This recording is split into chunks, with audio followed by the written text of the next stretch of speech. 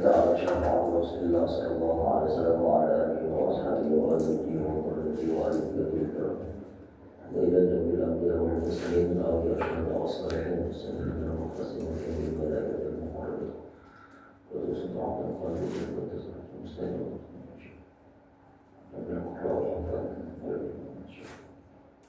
الفاتحة. أعوذ بالله من الشيطان الرجيم. بسم الله الرحمن الرحيم. الحمد لله الرحمن الرحيم مالك يوم الدين إياك نعبد وإياك نستعين صراط الذين أنعمت عليهم غير المغضوب عليهم ولا الضالين. بسم الله الرحمن الرحيم. Bapak Ibu yang dirahmati Allah Subhanahu wa taala.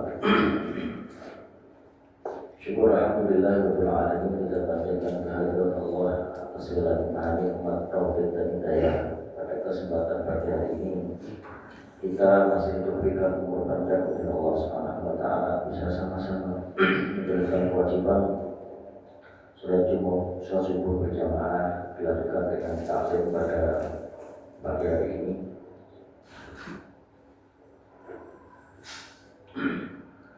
Semoga duduknya kita, sisa umur yang diberikan Allah kepada kita ini menjadi umur yang barokah, umur yang manfaat di dunia dan ya rabbal alamin.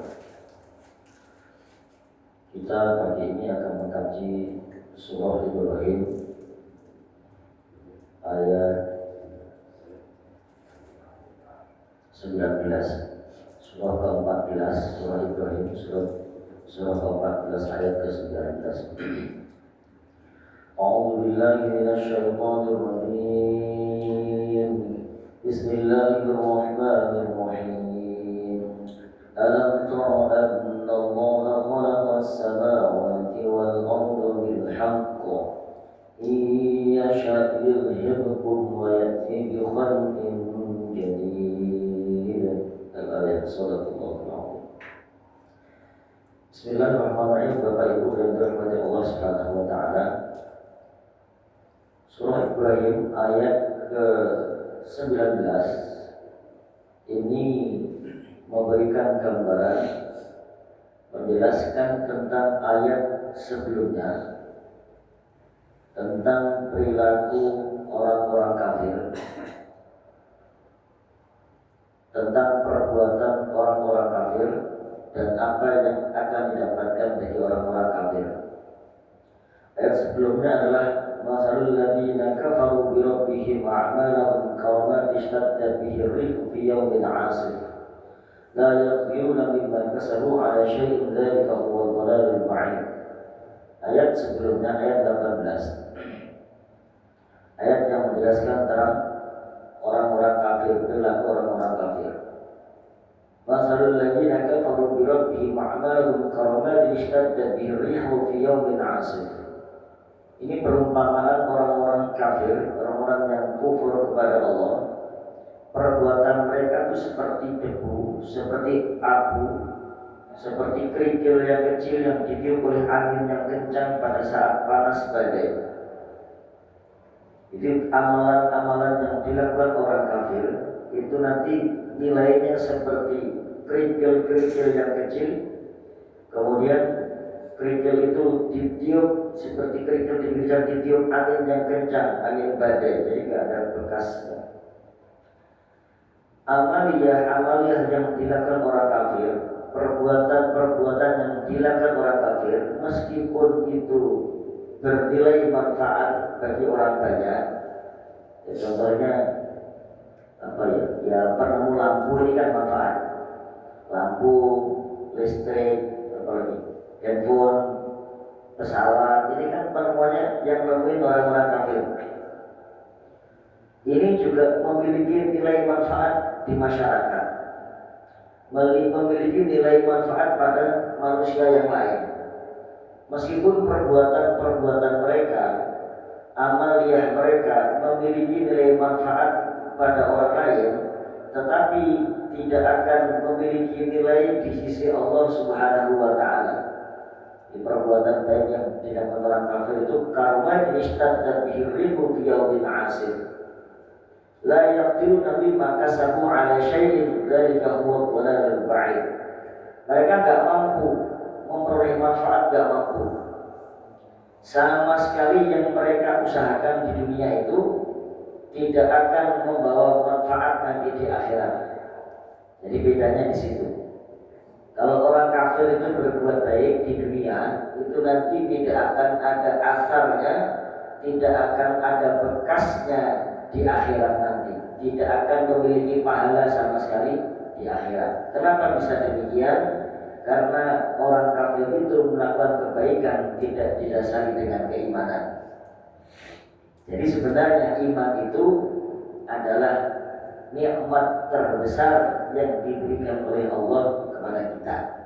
Iman juga ya, Bu. Iman itu nikmat terbesar yang diberikan oleh Allah kepada kita, sehingga setiap amaliyah yang kita lakukan itu kalau didasari dengan keimanan nanti akan memiliki imbas pahala di akhirat kelak. Ada orang berbuat baik tetapi tidak didasari keimanan, maka kebaikan tersebut tidak memiliki pahala. Jadi perbuatan baik itu harus dimiliki dengan niat yang baik. Orang berbuat baik tapi niatnya nggak baik, ya nggak dapat pahala. Nggak dapat pahala, niatnya nggak baik. Jadi pertama niatnya harus didasari dengan keimanan. Nah, ayat yang tadi saya bacakan, alam tara annallaha khalaqas samawati wal arda bil haqqi iyyasha yudhibukum wa ya'ti bi khalqin jadid. Alam tara, tidakkah engkau melihat annallaha sesungguhnya Allah khalaqa telah menciptakan siapa Allah as-samawati langit wal arda dan bumi. Apakah engkau tidak melihat, tidak memperhatikan bahwa sesungguhnya Allah telah menciptakan langit dan bumi bil haqqi dengan benar. Bil haqqi dengan benar. Iyyasha, seandainya Allah berkehendak, yudhibukum, maka Allah akan menghilangkan kalian semua. Wa ya'ti, dan akan mendatangkan bi khalqin jadid, dengan ciptaan-ciptaan makhluk yang baru. Ini Allah kalau ingin menggambarkan tentang kekuasaannya, itu Allah selalu menggunakan gambaran-gambaran ciptaan yang besar seperti langit dan bumi. Selalu Allah kalau ingin menunjukkan kemahakuasaannya, di dalam Al-Quran biasanya beliau membuat contoh dengan ciptaan-ciptaannya yang besar, seperti gunung, seperti langit dan bumi. Jadi seperti itu. Kenapa begitu? Kata Allah, iyyasha yudhibukum. Kalau Allah punya kehendak, kalau Allah punya mau, kalian akan dihilangkan, dihabiskan. Kalau Allah punya mau, jangankan kalian, gunung saja yang gede itu, gunung itu kan gede, Pak. Gak ada kan gunung kecil ya? Gunung itu kan gede. Gunung kecil itu gak ada. Gunung kecil itu gunungan itu, gunung kecil. Gunung itu gede, gambarannya Allah. Kalau Allah ingin menghilangkan, gampang. Apalagi kamu yang kecil gitu kan. Gunung aja yang gede, kalau Allah ingin menghilangkan, tinggal hilang gitu. Allah membuat sebuah gambaran tentang kemahakuasaannya dengan contoh-contoh ayat-ayat kauniyah yang ada. Makanya kalimatnya alam taro annallaha khalaqas samawati wal ardh. Apa engkau enggak melihat bahwa sesungguhnya Allah itu yang telah menciptakan langit dan bumi. Langit sama bumi itu kan yang paling besar. Di dunia ini enggak ada yang lebih besar dari langit dan bumi. Enggak ada lagi. Langit dan bumi itu paling besar. Bumi itu besar. Lagunya juga ada. Bumi itu bulat besar sekali. Lagunya kan ada itu. Gak ada lagunya bumi itu bulat kecil sekali, itu gak ada. Lagunya itu ada bulat besar sekali. Itu adalah gambaran betapa Allah menggambarkan kemahakuasaannya dengan ciptaannya yang besar. Iyyasha yudhibukum, jika Allah berkehendak, maka yudhibukum, kalian akan dihilangkan. sering kok. Umatnya Nabi Nuh itu dihilangkan sama Allah, habis umatnya Nabi Nuh. Maka generasinya Nabi Adam itu habis sejak sebelum Nabi Nuh, sejak zamannya Nabi Nuh. Jadi Nabi Nuh ke sana itu sudah generasi berikutnya, udah bukan generasi Nabi Adam. Makanya Nabi Nuh disebut dengan Adam Tsani, Adam kedua. Kok kenapa gitu? Karena sisanya yang selamat itu yang naik di kapalnya Nabi Nuh itu toh, yang lainnya dihabiskan oleh Allah kemudian. Gara-garanya apa? Gara-garanya Nabi Nuh ngambek. Gara-garanya Nabi Nuh ngambek. Rabbi la tadar 'alal ardi minal kafirin dayyaru. Udah dihancurkan aja mesti. Dinasihati gak nurut, suruh ngaji gak mau, dinasihati gak bisa, ya kan? Habis. Dihabiskan sama Allah sampai pada akhirnya ada keturunan Nabi Nuh yang selamat, yaitu yang naik di atas perahu. Di atas perahu itu yang selamat. Iya syakirhilkum wa ya'ti bi khalqin jadid. Kalau Allah punya kehendak, Allah punya mau, akan dihilangkan dan akan didatangkan makhluk yang baru. Gampang bagi Allah menghilangkan, didatangkan makhluk yang baru. Muncul lagi makhluk yang baru untuk menggantikan makhluk-makhluk yang lain. Orang-orang kafir itu amaliyahnya, orang-orang yang kufur kepada Allah, ingkar kepada perintahnya Allah, amaliyahnya digambarkan oleh Allah seperti batu-batu kerikil di pinggir jalan yang diterpa oleh angin badai yang kencang. Tidak ada manfaatnya. Nah, seluruh eksistensi kehidupan di dunia ini sebenarnya itu karena sifat-sifatnya Allah. Sifatnya Allah itu kalau kita teliti itu ada dua di dunia ini. Sifat jalaliyahnya dan sifat jamaliyahnya. Sifat jalaliyah itu sifat kemahakuasaan, keagungan. Sifat jamaliyah sifat kebaikannya Allah. Jadi eksistensi kehidupan di dunia ini cuma menyerap dua sifatnya Allah itu. Ada orang bekerja, kemudian hasil kerjanya bagus, itu wujud dari sifat jamaliyahnya Allah, sifat kebaikan Allah.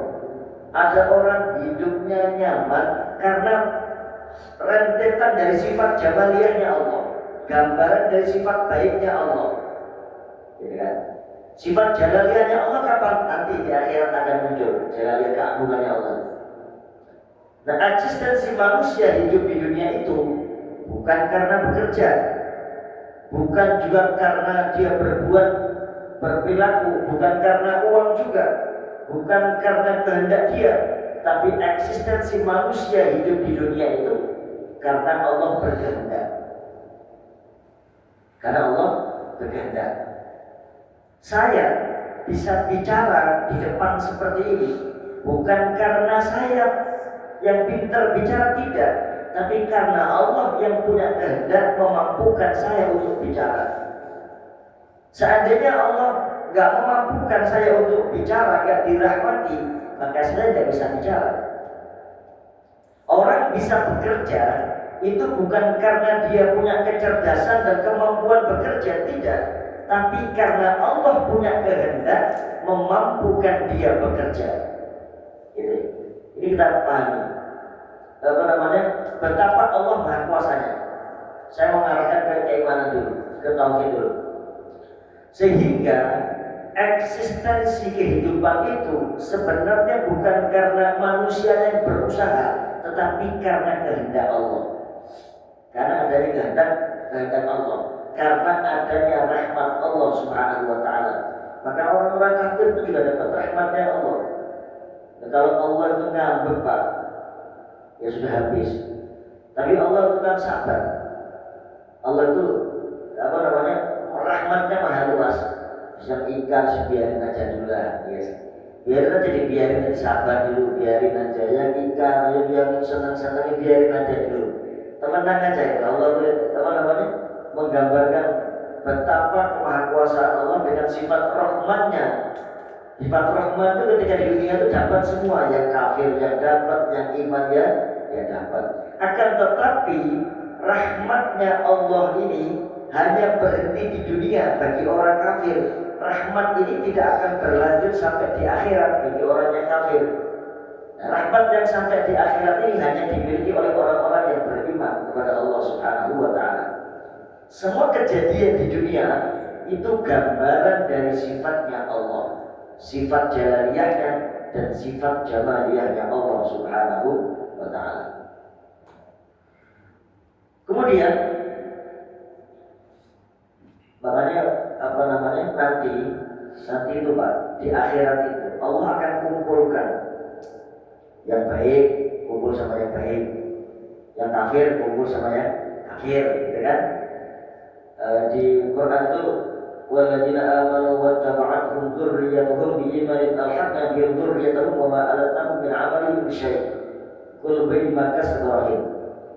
Di Quran itu dijelaskan bahwa orang-orang walladzina amanu wattaba'athum dzurriyyatuhum biimanin, orang-orang yang beriman nanti dan anak cucunya itu akan mengikuti bersama dengan keimanannya, dikumpulkan jadi satu. Yang beriman itu ada dari Amerika, ada dari Jawa, kumpul jadi satu.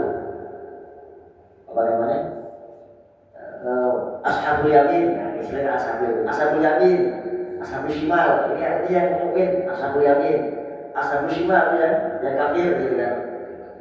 Nah, dikumpulkan jadi satu. Ashabul yamin ketemu dengan aja Pak. Dari mana? Dari Amerika. Orang-orang yang iman ketemu jadi satu, kumpul jadi satu. Cerita, gini. Ini yang kafir kumpul juga jadi satu. Waqala alladziina kafaru lil ladziina aamanu ittabi'uu sabiilana wa nahmil khataayakum wa ma hum bihaamilina min khataayakum min syai' innahum lakadzibun. Orang-orang kufur, qala alladziina kafaru, orang kafir itu ngomong kepada orang-orang yang beriman, ikutilah jalan kami dan kami akan mengukur dosa-dosa kamu. Jadi nanti itu akan ada pertanggungjawaban.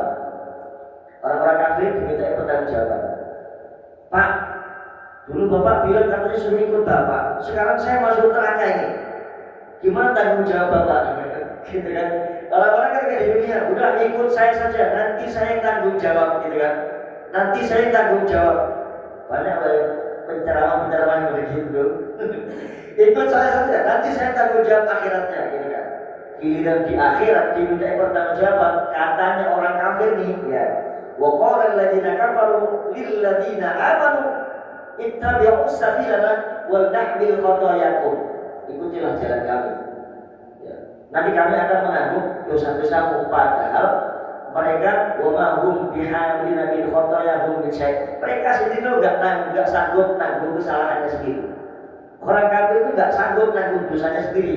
Kok bisa ngomong nanggung dosanya orang-orang yang ikut sama dia? Enggak bisa. Enggak bisa nanggung dosanya. Mereka sendiri enggak sanggup nanggung dosanya masing-masing kok. Itu cuma bohong saja. Ayo Pak, tanggung jawab. Bapak kan kemarin bilang saya suruh ikut Bapak, sekarang saya dimasukkan neraka nih. Gimana tanggung jawab Bapak? Ayo protes gitu. Ada orang protes dan di akhirat itu dikumpulkan sama Allah. Yang kafir itu dikumpulkan sama Allah, sama orang kafir.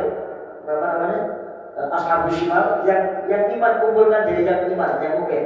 Yang kafir nih protes semua pada pimpinannya. Loh, kemarin saya suruh ikut Bapak, bila saya ikut saya masuk neraka ini. Gimana nih tanggung jawab Bapak? Kata yang pimpinannya, sudahlah, gak usah pada ribut. Wong kamu tuh ribut keluh ya tetap di neraka. Kamu itu ribut jadi neraka, kamu tuh gak ribut ya tetap di neraka. Ya sudah, gak diterima saja. Dulu itu aku ngajak kamu karena memang aku dapat hidayah Allah. Nah ini kan kamu terus karena saya gak dapat hidayah Allah, saya tersesat. Ya kelasnya masih ada.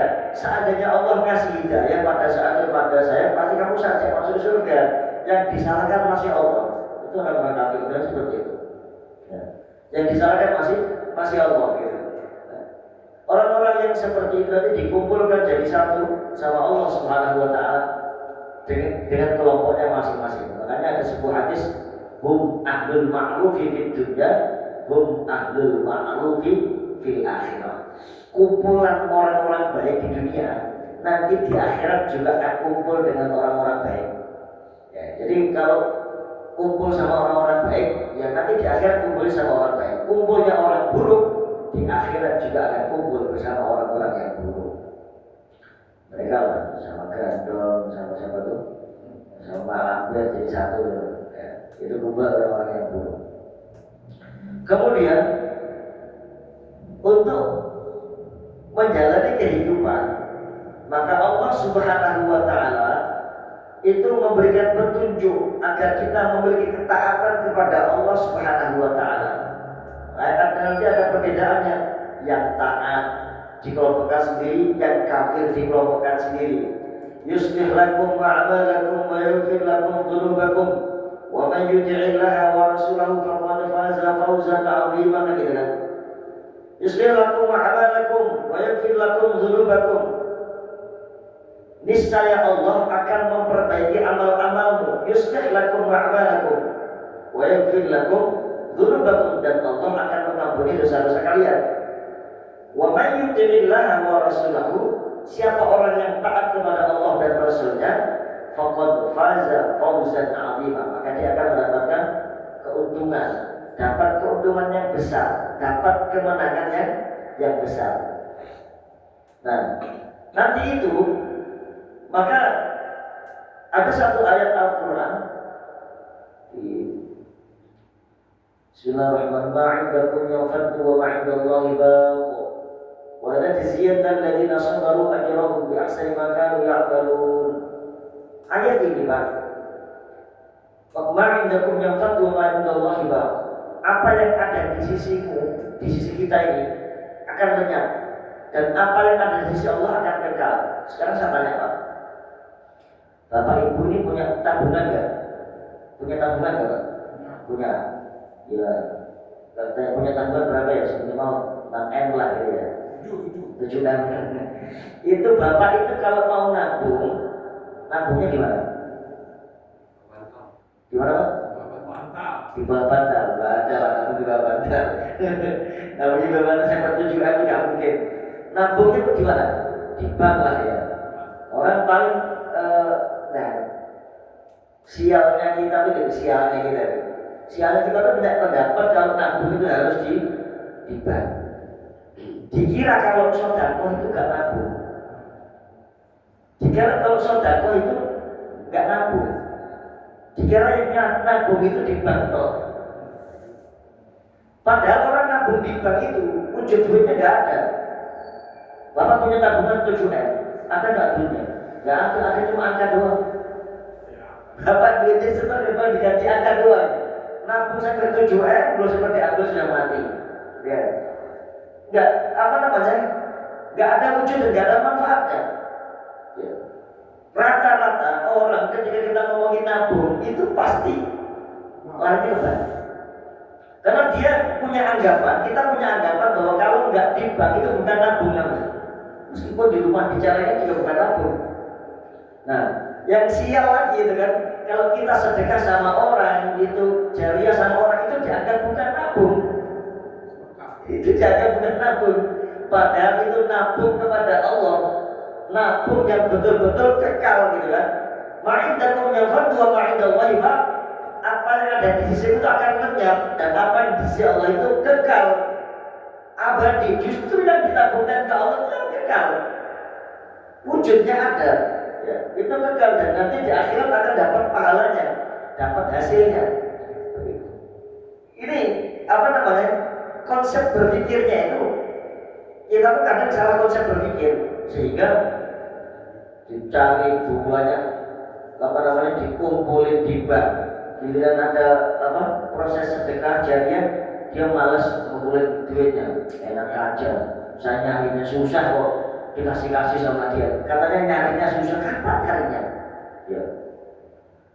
Duit kok dicari, ya susah. Duit itu gak usah dicari ya. Pokoknya duit gak usah dicari, tungguin aja datang sini dulu ya.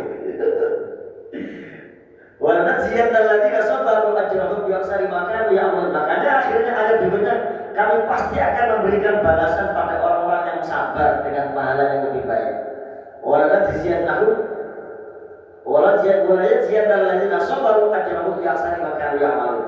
Akan ku balas dengan balasan yang lebih baik orang-orang yang sabar. Karena sabar itu ada yang sabar kena musibah, ada yang sabar dengan taat, ada yang sabar dengan punya banyak duit. Jadi orang banyak duit itu harus sabar. Maksudnya sabar apa? Banyak duit sabar. Duit, kalau orang banyak duit sabar itu, duit itu akan dimanfaatkan untuk sesuatu yang penting, yang bernilai manfaat, yang kekal. Itu orang yang sabar. Punya duit, kalau nggak sabar, nggak penting-penting banget dibeli, nggak penting-penting banget dibeli. Akhirnya duitnya tidak manfaat, tidak kekal, tidak ada di sisi Allah. Duit itu nggak manfaat, cuma buat beli modal tai doang. Modal tai doang, modal kotoran. Lah cuma makanan itu kan barang dasarnya kotoran itu. Duitnya habis cuma buat beli bahan dasar kotoran. Sampai ribut dengan saudara itu cuma gara-gara mau beli barang dasar kotoran. Jadi sebenarnya manusia itu merubah yang baik jadi buruk, apa yang buruk jadi baik. Manusia itu memproses yang baik jadi buruk, apa yang buruk jadi baik.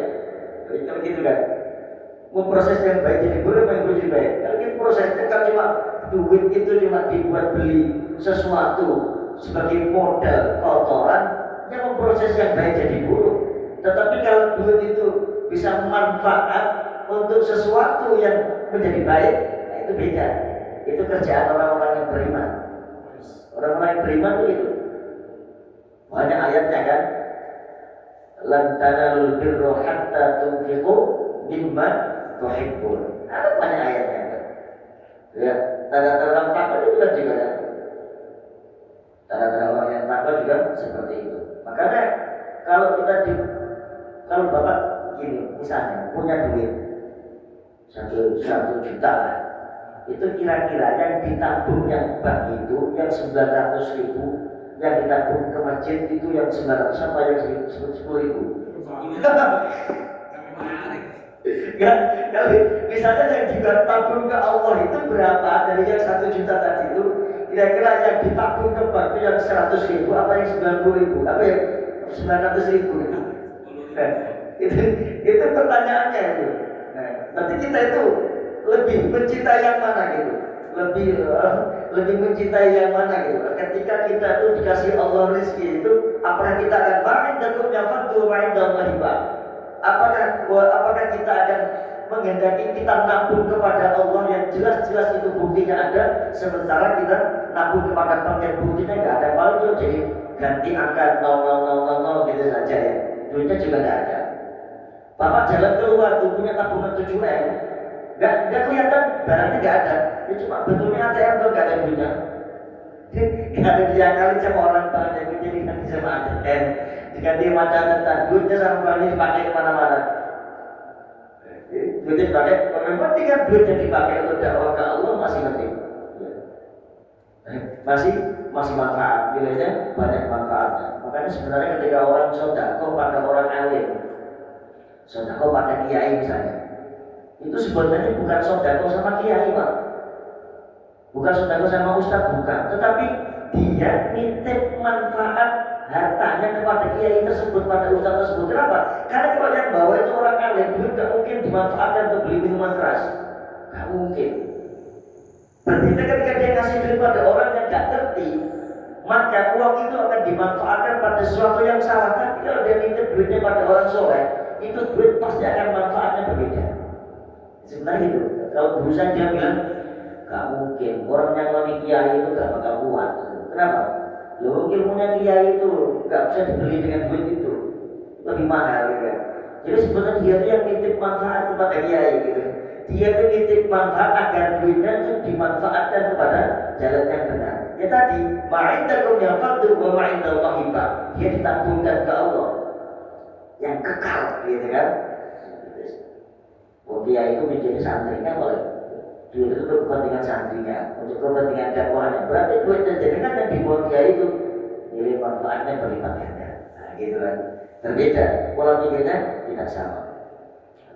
Nah, fitrahnya manusia itu ketika dia mau diajak berbuat baik, taat kepada Allah, kayak tadi itu, misal tanya itu, ketika ada punya uang 100.000, kira-kira yang masuk ke Allah itu berapa, kemudian yang ditabung ke bank berapa, itu kira-kira itu perbedaannya jauhnya sekali, jauh sekali gitu kan. Maka fitrahnya manusia sebenarnya manusia sebenarnya benar, Pak. Fitrahnya manusia sebenarnya benar, sebenarnya sabar. Sebenarnya sabar manusia fitrahnya. Kok ada manusia yang nggak sabar, itu sebenarnya ada masalah. Pasti ada masalah. Fitrahnya manusia itu sebenarnya jujur. Ada orang kok tiba-tiba nggak jujur.